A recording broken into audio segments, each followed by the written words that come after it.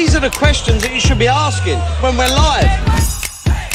Hij is een hele rare vertoning is die jongen. Wat is dit? He's like Stuttgart at the moment. VfB Stuttgart can beat Bayern Munich.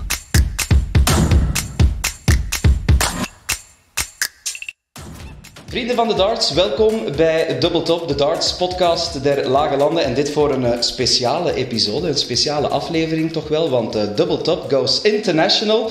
U weet natuurlijk dat we week in, week uit een Nederlandse darter, een Belgische darter interviewen. Maar kijk, vlak voor Wieze, de eerste Eurotour van 2024, gaan we echt internationaal. Want een van de grote sterren vanuit Noord-Ierland zit hier bij mij aan de tafel. Dus zometeen gaan we een volledig interview in het Engels afwerken natuurlijk, dus haal jullie beste Engels boven, want a warm welcome to Brendan Dolan. Thank you very much for having me. Hello Brendan, how are you? I'm pretty good, everything's going good at the minute, enjoying life and a few nice extra days over here in Belgium. Mm-hmm.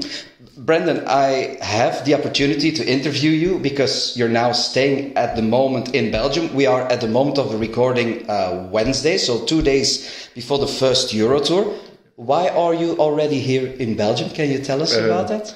Well, my good friends Stein and Cindy, I've known them last 10, 15 years through the darts, and I always get them passes over in England whenever they travel. They do a lot of traveling. They're fanatical fans of the game, and I've known them a long time, and they're very good friends. And they even came to me and Teresa's wedding in 2016. So we've been friends a long time. Okay, where and when did you meet Stan for the first time? Oh, I think it was in Holland, around 2008 or 9, around that time. Okay. Yes. So he told me, correct me if I'm wrong, that he was at your wedding as well. Yeah, he was at their wedding, yeah. Like I say, that was in 2016. So,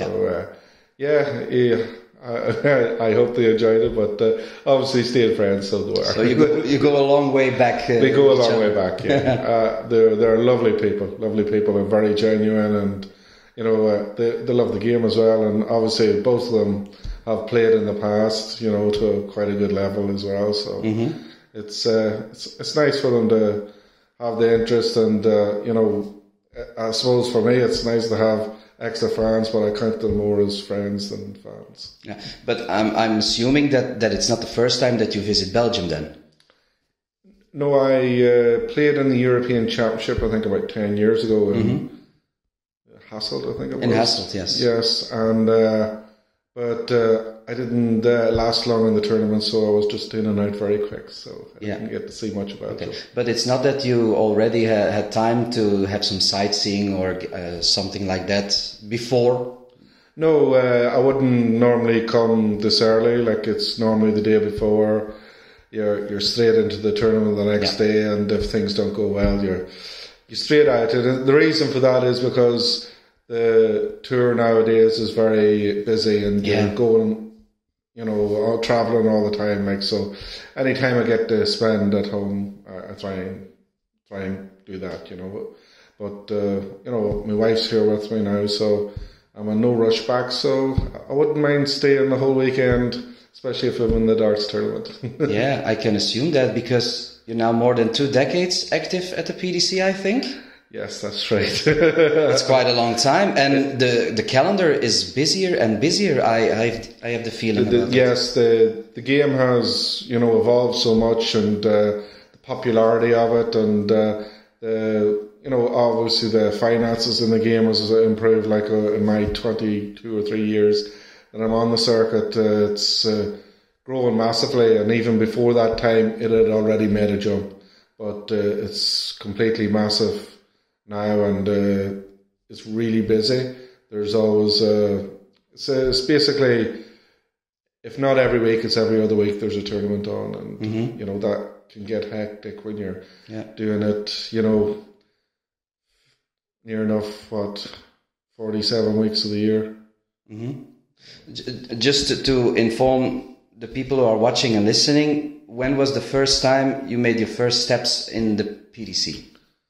Oh, right. Well, it's hard to say exactly. The first time to play in a PDC tournament was when I wasn't a member, and there used to be tournaments in the PDC around 96, 97 in a town that's only 20 miles from myself. So I used to go to it, and then there used to be another one in Castlebar, which would be about a 2.5 hour drive away. So I used to go to them tournaments just in the early days, and I've done quite all right at them as well. So, but it was in 2002.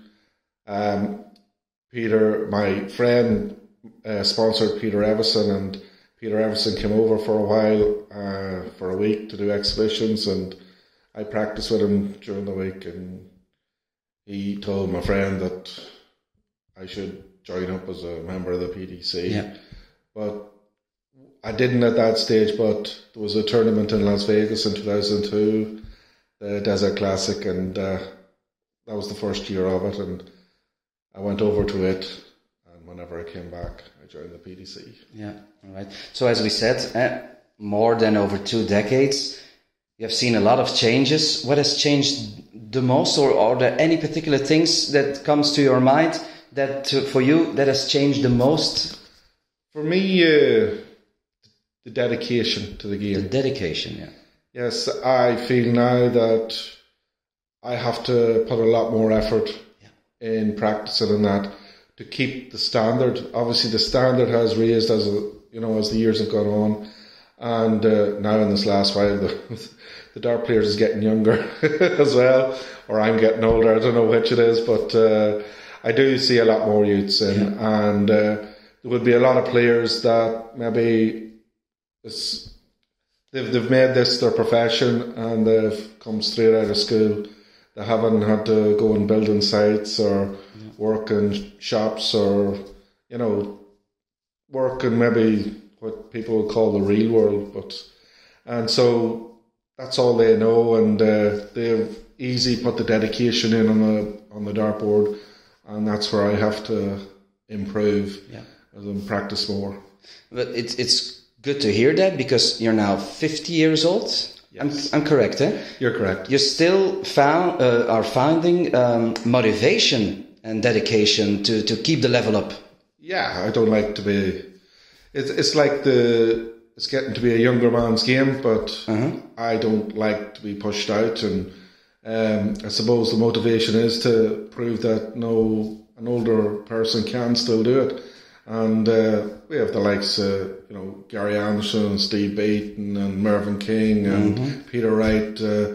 They're on the tour still, and they're good, I would like to say a good few years older than me. Yeah.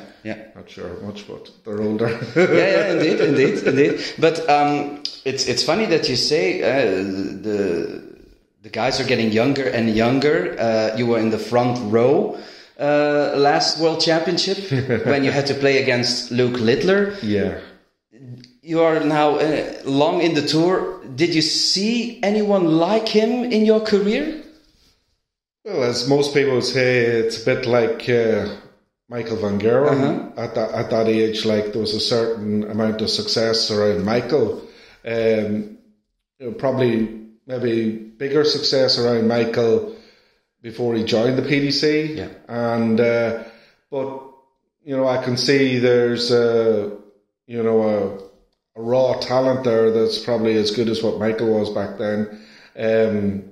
People ask you, will he be as good as Michael or Phil Taylor or that? And you can't say whether he will or not, because life throws curveballs at you, and you don't know what the future is. But I would say he's got the potential to be the best. Yes. Okay. To go back to you, Brendan. Where did it all start for you in playing darts? It started back at home. I was probably a young child at 4 or 5 years of age, and I could see my two older brothers allowed to play darts in the house, and they were 10 years older than me. So you always want to do what you're not allowed to do. So I wanted to throw darts, but I eventually got thrown in the garage at home. They threw in the house, and it wasn't until I was about 10 and a half, 11 that I was allowed into the house to throw in the house. So it's probably that competitiveness that's in me that I wanted to do what my brothers was doing, and I want to do it better. I want to do, that kind of drive. So it's basically, I spent years playing with my two brothers as well, on local teams and five-a-side teams and that, and it was all nice when you could win something together. Yeah, and how did your brothers get into darts? I just believe, I think my dad threw a bit, but not much. Mm-hmm. It wouldn't have been an influence. I think it was more, probably an excuse my brothers could find to get to the pub.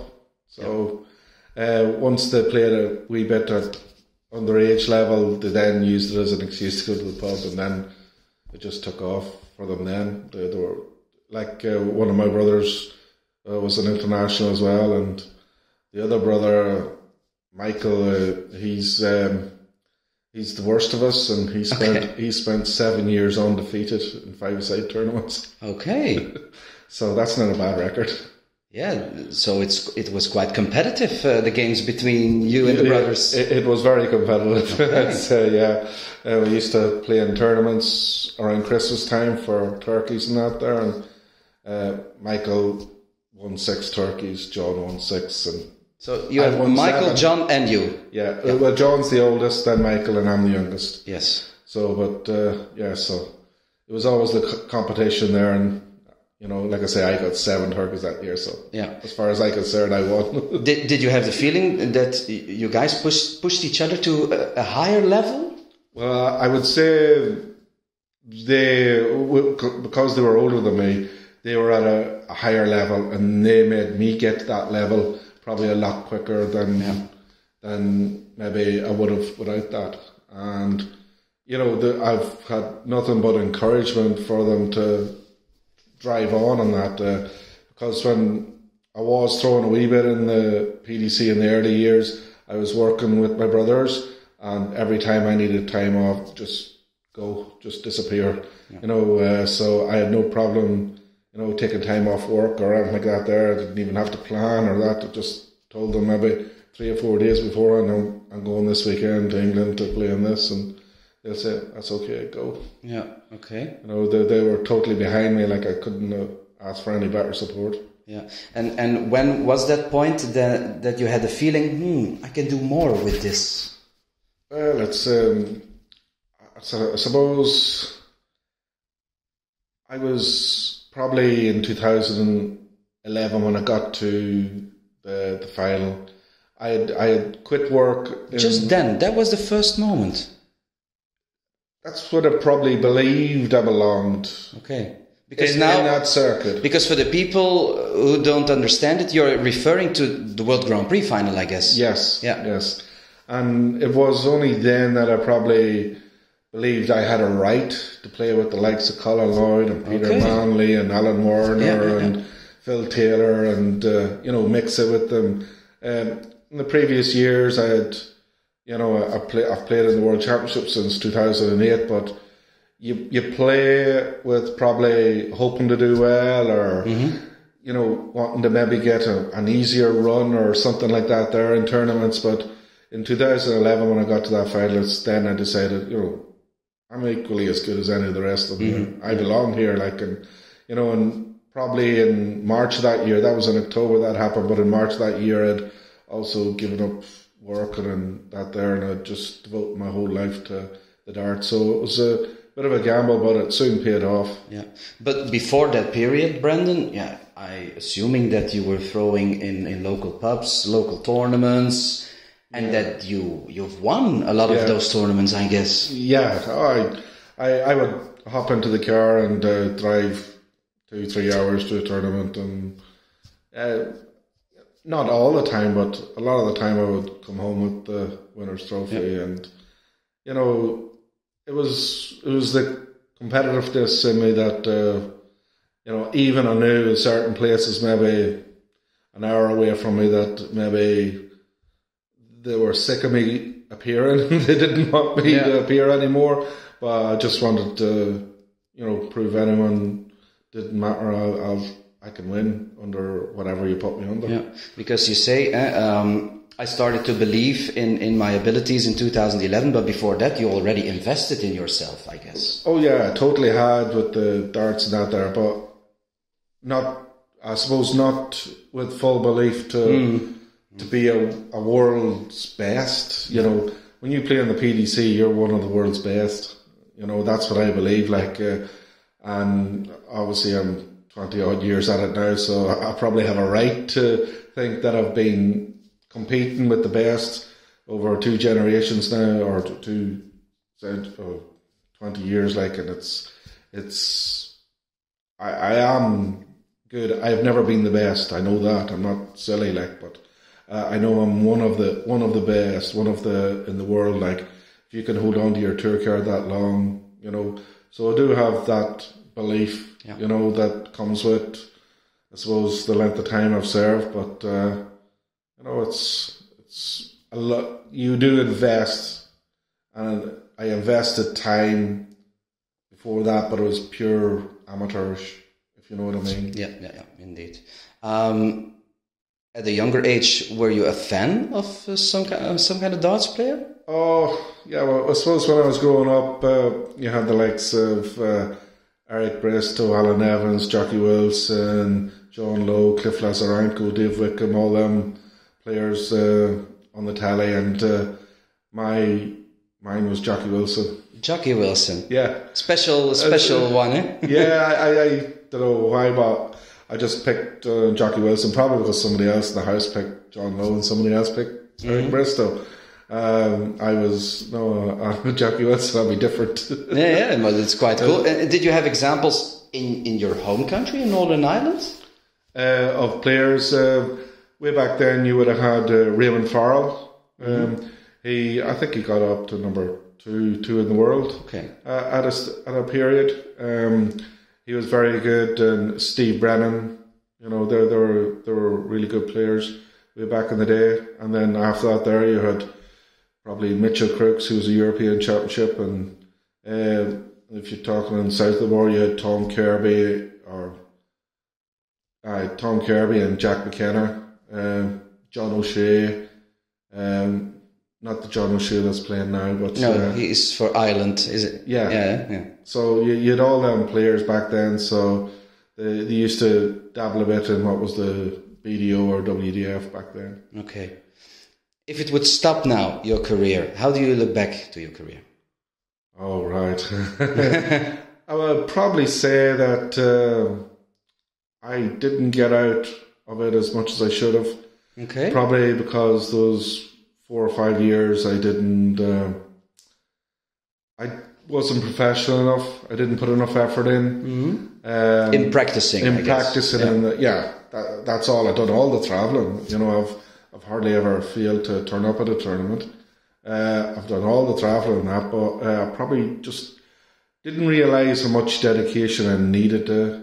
I had won a few tournaments maybe in 2013 and 14, and I probably just thought this would come easy now, you know, and I didn't.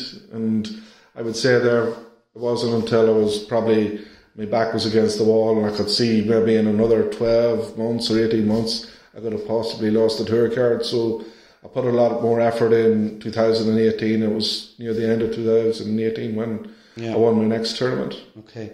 Because, Brendan, how many titles you have won on the PDC? Do you know that? 9. All on the Pro Tour? Well, what was UK Open or Pro Tour Player Championships, yeah. Yeah, all right. You spoke about traveling. Is that the hardest part of being on the tour now? I would say so, yeah. There's no getting away. There's a lot of dedication needed, and it can be very lonely practicing in a room on your own because, you know, you can't get the standard of the player that you would need to practice with locally, and you can't get players that are not working. You know, everybody's working nowadays, so you basically have to do it all on your own. So that is very difficult, that part of it. But travelling for me, it's waiting in airports and flights being cancelled, you know, especially when you're going home. because after a defeat or whatever, you like to, get home as quick as you possibly can, and then that's the likely time that the flights are cancelled. Yeah, indeed. And it's annoying. You go into a desk and you're asking to get a hotel to put you up for the night and arrange a flight the next morning, and there's you're in a queue with another 200 people doing the exact same thing. It's a lot of hassle, but I suppose. I guess it's sometimes stressful as well, eh? It can be, knowing whether you're going to get home, whether your bag will get home before you have to go away again to the next flight, or I don't like to be weeks on the road, and I always like to get home to base before I start my next trip, and it's not always possible, don't get me wrong, but if I'm already prepared that it's not going to happen, it's easier. But like I say, it's more of an annoyance. Like there's a lot more people in life have a lot more to worry about than a delayed flight or cancelled flight. I haven't the hardest job in the world, so I shouldn't really complain. But sometimes it's more the mental aspect of it rather than anything physical. Mm-hmm. How important is then the support of your wife, Teresa? It's massive. It is massive, and it's probably well known that I wasn't feeling the love of the game, or was very disheartened with the game because I just felt I was travelling, not getting any wins, not making a return on money or that there to validate the amount that I was spending on the tour, and I was ready to give it up or whatever. I had a really bad day in Germany, and I rang her up, and she told me that I was not. Basically, she told me I wasn't doing that. Yeah. That was never going to happen. Says the next time you're going to lose tomorrow, so what? You're going to go again next week. You've it already booked. You're still going. That's it. That's the way we live, and that's the way we're having it. She says, you don't worry about it. Just play, and form will come eventually, because she believed in how good I was. She watched me practice at times, and I suppose in her eyes couldn't believe what I could do on the dartboard at certain things and that. And the next day I went and won the tournament. Yeah. From such a low to a massive high, just because I think she took a lot of the pressure, the stress of the finances of the thing, and she said, don't worry about it, she didn't care. Okay. So and as far as she was concerned, that's all I was ever going to do was play darts. Yeah. So she was right. When did you meet her for the first time? I met her in Killarney at a darts tournament. Okay. Funny enough. Killarney, that's in Ireland, no? Yes. Yeah. In 2012. Okay. Yeah, it was a PDC tournament in 2012. So at that time there was guests at some of the floor events. So she was on it, and we met. And there was the first sparkle. There was a sparkle there, yeah. So from then on, we met up later, a week later or whatever, and I went to where she lives, and we met up and went out for a meal. And because is she Northern Irish? No. No. Teresa lived in County Laois. It's down down the south, and in Ballylinan. But she's originally from Manchester. Okay. Yeah, but she's lived in Ireland 35 years now. So since 2012 we met, and stuck ever since. Yeah. Now for the first Euro Tour in Belgium, she's with you now, but she cannot travel all the time, I guess. No. With you, she has also another job, I'm assuming. Well, at the minute she is got frozen shoulder, so she's a massage therapist, so she can't work at the minute. So at the minute she's able to go to a lot more tournaments than she normally would be, and she definitely always picks the European ones because they're nicer. Okay. Returning to you, do you still have some goals left in your career? Oh, yeah. I haven't done enough. Like I say, I probably feel I haven't done enough. I want to win in the European Tour. Okay. I want to win a TV title. Yeah. and if I get them, I want to win, be a world champion. You know, I still believe I could be. I believe on any given day, or like the World Championship, if it's your weeks, you know, the 2 or 3 weeks, you can perform at your best and be the best player and take home the title. It may not mean I'm the best player in the world, but to be a world champion, it would be awesome. Yeah. So you did not think about quitting already or something like that? No. Because of the traveling, all sort of that stuff? No, it's probably, you know, obviously with my wife Teresa getting frozen shoulder and able to travel more with me, that has actually made it easier. You know, I don't necessarily have to be mentally race at home to see she's all right, because you'd probably be thinking that if I'm always away and she's always at home and working and that there, I'm thinking, does she think I'm over partying and having a good time all the time, and you know, this is a great life, and I'd rather not. I'd rather, you know, spend my time with my wife and see places and you know, create adventures for ourselves. So you know, life at the minute's been good to us. So we've been over in Australia and all, so now in Belgium, extra few days to get and see the sights. Obviously seen Bruges today, so it's brilliant for us. Yeah. Sorry that your trip ended because of me to Bruges. Yes. I saw in some pictures that you already drink some Brugse Zot. Yes. Yes, I went for the double. Oh, for the double? Yes. Okay. It was actually nice. Obviously with the beer, looking at it, it's not very appetizing because it's very dark. For me, I like the lighter colour, but actually the taste, it was very nice. Yeah. In Belgium, we're quite famous for ABS. Yes. Did you try some others already? No.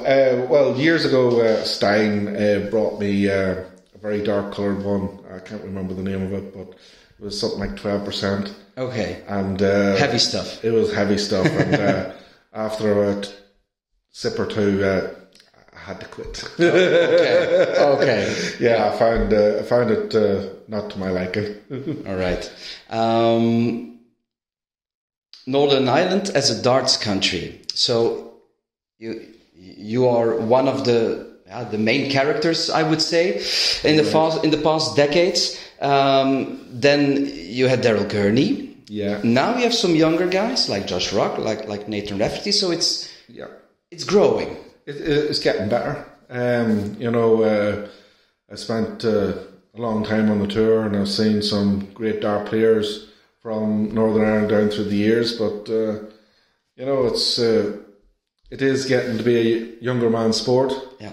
And it's great to see the likes of Josh and Nathan coming along, and hopefully they're showing that all the other young people in the north that there's a place for them on the dartboard as well. Yeah, I'm posing this question because in a few months you have the World Cup of Darts. I think that you know my question. The last couple of times you had the duo you and Daryl Gurney, but now Josh Rock is before you. Yeah. And at the moment you are at place 27 in the order of merit, and Daryl Gurney place 28. Yeah. So there is a competition between you guys.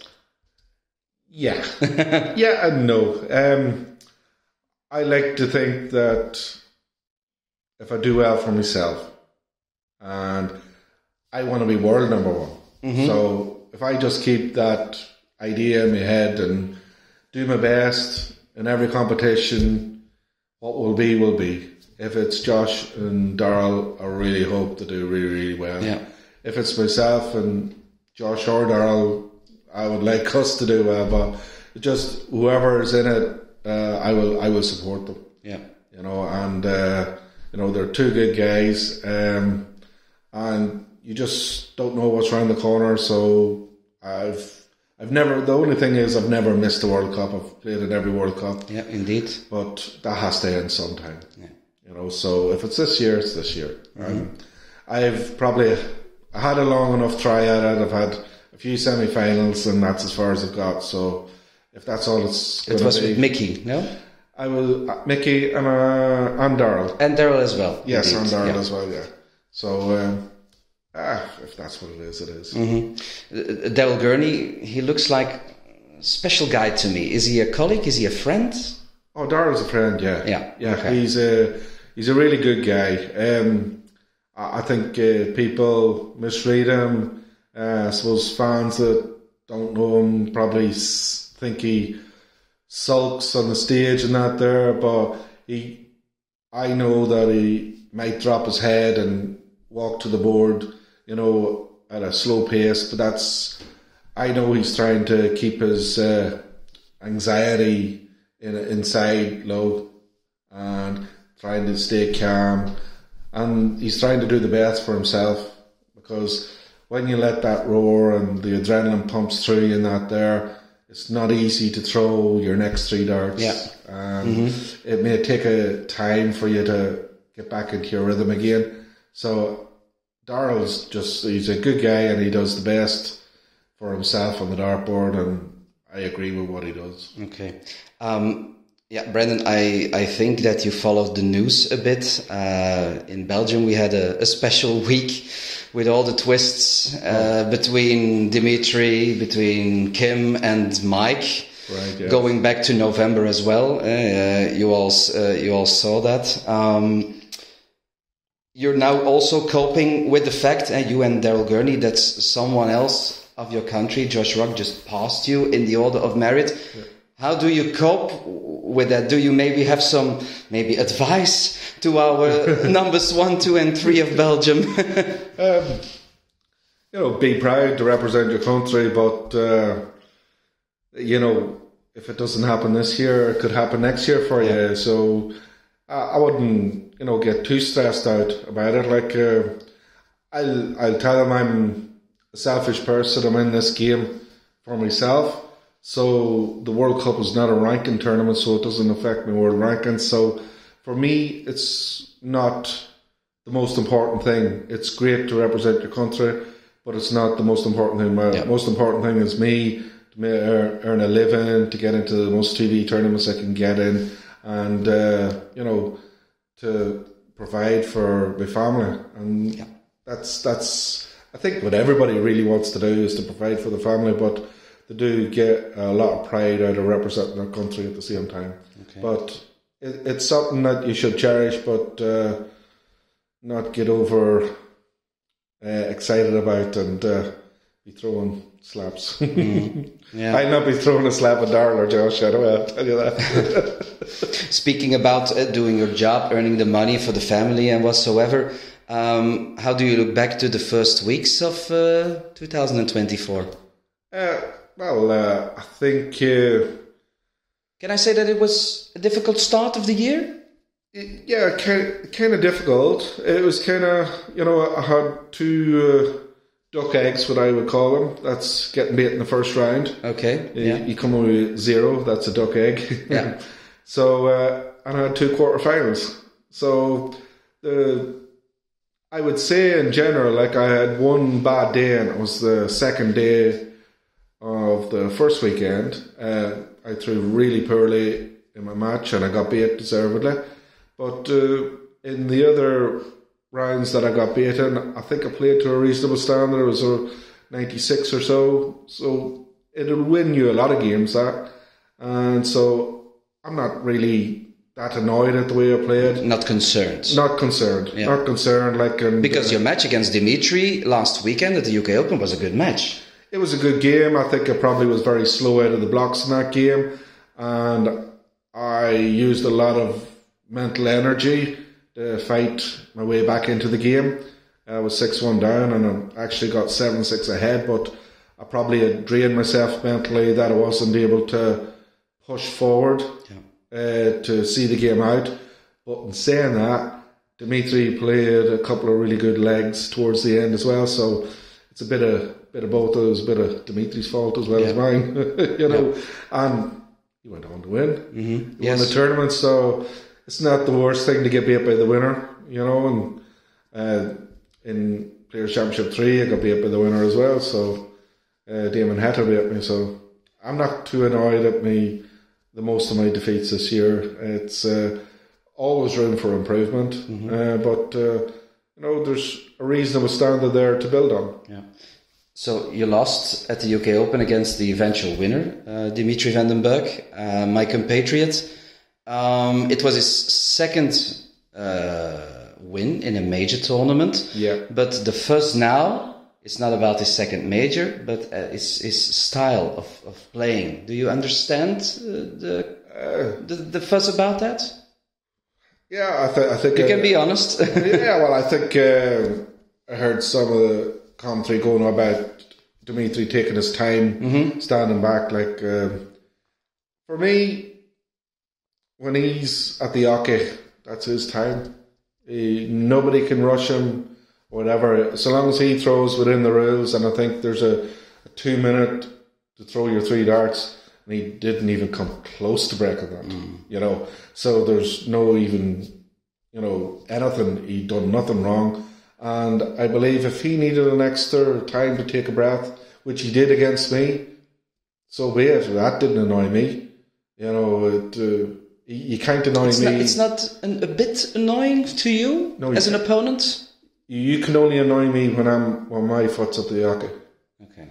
If you are coughing when you don't need to cough, if you're twiddling your darts when you don't need to twiddle your darts, if you're trying to put me off while I'm throwing, that's annoying. When you're at the hockey, do handstands if you want. That'll not bother me. That would be special. It would be special, yeah. But maybe he can do that. Don't underestimate Dimitri. No. Well, he's got a few moves, so he has. No, he can't annoy me when he's at the hockey. Well, that's my mentality anyway. You can't. I will wait. Until it's my time, and when you walk back from behind the hockey, I will then approach the hockey and do my thing. Is it a style of play or is it a mental trick, you think? Or both of them? I think it's Dimitri. For Dimitri, it's more for him getting all anxious and nervous, and he's trying to slow his heart rate down again and take his time. And when you bring oxygen to the brain, you can make a more composed effort at throwing at the double. And it was mostly at doubles that he done it. There was a few times when he was scoring start of legs, but you would know there were important times in the game. There were, like, if he went a leg up, he knew that this was his chance to put 2 legs between them, with the darts, and he took a bit of extra time. For me, that's good because he's alert, knows what he's doing. People nowadays think great darts is just throwing them at a speed. For me, it's not. It's about aiming and throwing. But you can do that in a rhythm as well. Yeah. I have, speeded up my throw to suit myself. I ain't suiting anybody else. I'm suiting myself. And I'm still not the quickest. But I'm nowhere near breaking any rules. And I don't believe Dimitri did either. Okay. I said in the interview, to me, you had maybe a slow start of the season, results-wise. Was it also maybe, Brendan, a bit of, how do you say it in English? Do you use the word decompression? Is that a word in English? After the World Championship? After the World Championships? I don't know. I think... Because you had a fantastic run. I had a fantastic run, but I do believe the start to this year, performance-wise, is probably, for a start of the season, is probably as good as I have any other season.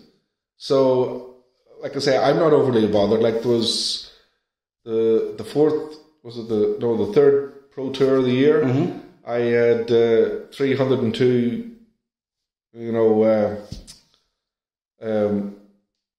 102 averages in 4-5 games, and for me, that's a reasonably good standard. Yeah, indeed. And I lost to Gianni Van Veen one week with a 96, and I lost to Barry Van Peer with a 96. Yeah. So for me, that's reasonable standards. If I have lost with an 83 this year, and if I was 83 all the time, I would then have a lot of problems. Yeah, indeed.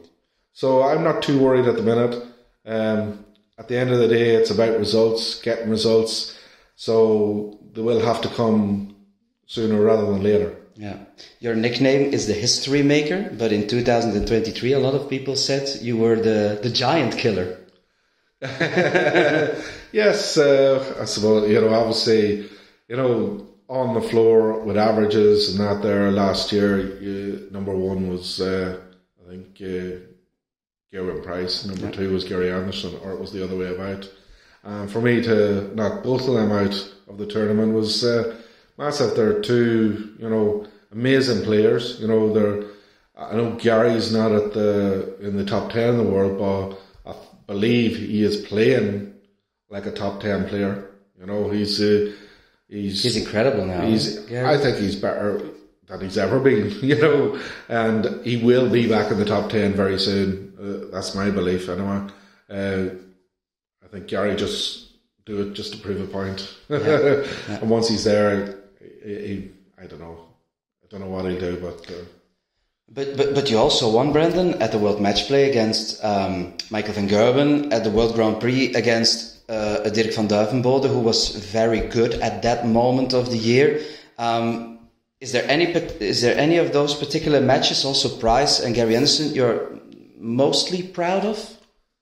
Or is it maybe the full package in the World Championships? It's probably the full package, the World Championship, because I had a lot of, I suppose, for me, the game, my arm's as good as anyone. It's about my mentality, my attitude, and I thought I had it difficult playing my best mate in the first round. That was probably as tough as playing Gezi or Gary. And the way the games went, actually, it was it went to a last leg decider, and both of us averaged, 95. So it was quite a good game, overall over that length of time. And, it was tough. Then to have Gezi, it doesn't get easier.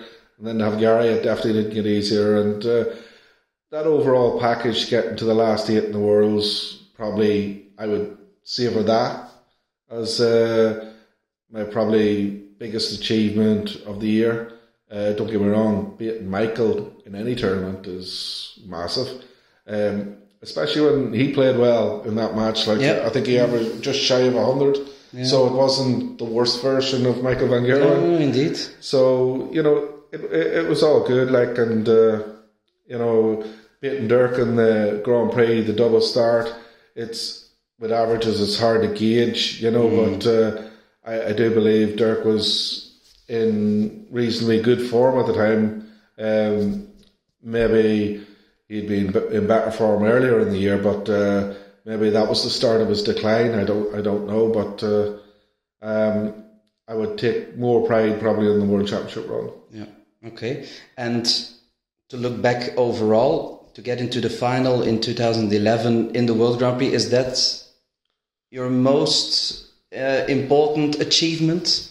Yes, it probably is, because it gave me the belief that I belonged in the PDC. Like you said in the beginning of the interview. And, to do the 9 darter along the way. Yeah. And it hence got me my nickname. And, it's been very beneficial to me, and it's something I know, that's a major achievement. I know that when I'm dead and gone, and you're in a pub quiz, I could be the answer. Do you wish sometimes for another nickname or not? No. Because it's still referring to something in 2011. It's more than a decade ago. Yeah, but that's history. That's correct. That's in the name. Yeah, that's correct. But I'd obviously like to make more history and maybe do 2 in a row, or maybe win I don't know, do a 9 darter with 3 167s. That'd be special. But whether you'd even try, I don't know. Yeah, okay. I'd have to be very comfortable in the game. All right, Brendan, we're almost at the end of this interview. The first Euro Tour of the year in Wieze, in Belgium. It's the first time you come to Wieze. It is the first time indeed, yeah. Yes. How do you look forward?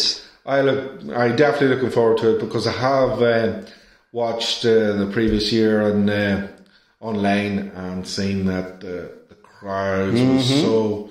They were awesome. They were very supportive of the dart players, and not just the Belgian dart players, every dart player. And it was like a very knowledgeable crowd, and they really got into it, and they were vocal at the right times. Yeah. They didn't give any player any hassle, which was amazing in this day and age. You don't get that very often. Yeah. So I'm really looking forward to it, and I find that the Belgian people is very kind-natured and friendly people, and even coming over on the plane, I had someone ask me, and he was from Belgium, and asked me that, are you going to Wieze, and are you playing from the 8th to the 10th? And I said, yes. Just surprised that he knew that it wasn't as soon as I was getting on the plane, he knew exactly what it was all about. He says, I thought I recognised you from telly. Nice. You benefit from the new rules, the new format for the Euro Tours. Yeah. Apart from that, do you think it's a good new format, a good new rule? There are different visions about it, eh? Yeah, I think it's better now that they've made every person that is basically invited to it have to win a game to get it on the ranking tournament. Before that, I possibly wouldn't have had to win a game, but I was still invited, and I would have thought that very unfair, because you're basically trying to create a gap in the rankings between the top 32 and everybody else, which is unfair. You have to have a system where anybody in any position can catch anybody else, and they've got that right. But for me, I didn't think there was a lot wrong with, just the 16 on the 1 year order of merit. Basically, the other rule has come in because of the travelling, the Premier League for other players. But, they're basically making a rule to accommodate them. And I don't think that's right, because they think they're getting enough with the Premier League and everything else that goes with it. Okay. I really want to see a 180 at the hockey in Wieze, because when you do that, you do the helicopter move. Yeah. What is the reason behind that? It went back to when I had my run in the Grand Prix. In 2011 then? 2011, yeah. I don't believe I'd done it before, but it was definitely in Dublin. And when I hit a 180, there was such a crowd getting behind me, and every time they were supporting me, and it was basically to wind the crowd up, like I did that motion to wind it up, and and I just got it to be my thing, and then it was called the helicopter finger. So, and basically that's how it started, evolved, and I'll keep doing it. Yeah, that's the reason. You had some beers already. Did you try some Belgian fries with some beef stew? No, but I believe I'm going to. That's a good tip. Do you know the story? Last year I was in the commentary box with Kim Huybrechts. Oh, yes. It was for a night at the Premier League.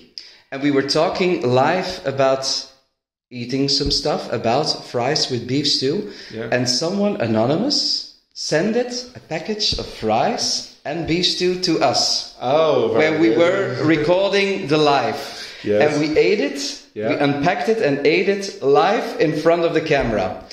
And exactly that weekend, he won his Pro Tour. It was the third Pro Tour of the year last year.